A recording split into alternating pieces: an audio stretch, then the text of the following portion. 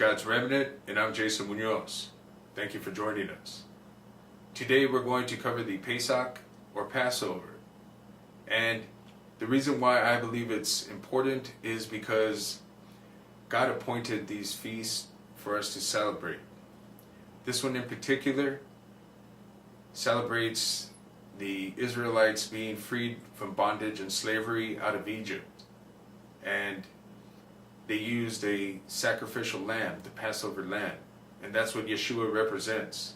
Well, he represented the first time in his first coming.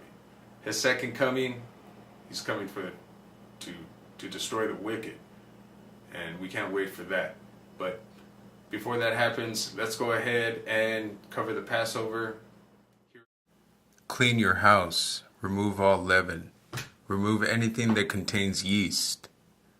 Sin and false teachings are types of leaven in our lives. Here's a table of contents going over the Passover. First, we have the cup of sanctification. Then the unleavened bread, washing with water, breaking the bread, cup of instruction, eat the meal, the bread and cup of redemption. That's the one that symbolizes Yeshua's sacrifice. And finally, the cup of praise. The cup of sanctification. It's the first cup. It reminds us of the shed blood that sanctifies us. The unleavened bread. It represents life without sin, and how we should remove all sin from our life. The washing with water. Washing your hands with water symbolizes the baptism in Yesuha and the crossing of the Red Sea. The breaking of the unleavened bread. We break it and select the best piece to be wrapped in a cloth and place it under a pillow. Later, this piece will be the culmination of the feast, representing Yeshua's resurrection. The cup of instruction. It's the second cup. You can read the Passover out of Exodus, or you can paraphrase. After these verses on Exodus, we'll go over key points that you have to cover if you want to paraphrase. And thus shall ye eat it, your loins girded, and your sandals on your feet, and your staves in your hands, and ye shall eat it in haste. It is a Passover to the Lord. And I will go throughout the land of Egypt in that night, and I will smite every firstborn in the land of Egypt, both man and beast. And on all the gods of Egypt I will execute vengeance. I am the Lord. And the blood shall be for a sign to you on the houses in which ye are. And I will see the blood, and I will protect you. And there shall not be on you the plague of destruction, when I smite the land of Egypt.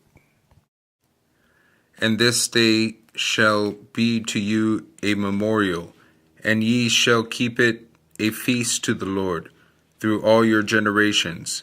Ye shall keep it a feast for a perpetual ordinance. Key points to cover. Israel became slaves in Egypt. Pharaoh ordered all Hebrew male babies killed.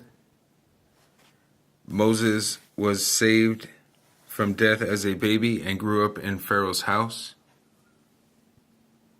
God sent Moses to liberate his people. Pharaoh was unwilling, and God sent 10 judgments on the land of Egypt: blood, frogs, gnats, fleas, diseased cattle, boils, hail, locusts, darkness, and the death of the firstborn. The blood of the lamb was placed at the doorpost to protect them from the destroyer. The people were set free from Egypt and began their journey. Pharaoh changed his mind and chased them to the Red Sea, where Israel crossed over on dry land but Pharaoh and his army were washed away. Then God gave his commandments for how to live as redeemed people in his kingdom. Some people began worshiping idols, and they were killed. Others wanted to return to the land of Egypt. They wandered for 40 years because of lack of faith. 6. Eat the meal. We are commanded to eat unleavened bread to remember Yesuha. It is also known as the bread of humility and the bread of affliction. The bread and cup of redemption, the third cup. The piece of unleavened bread that was wrapped and buried, take it out and share it with everyone.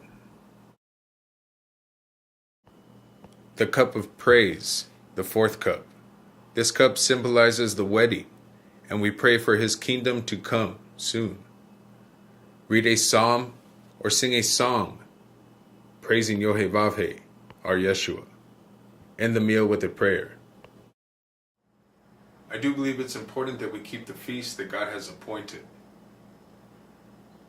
If you guys got anything out of this video, like, share, and subscribe. Until next time, may God protect you.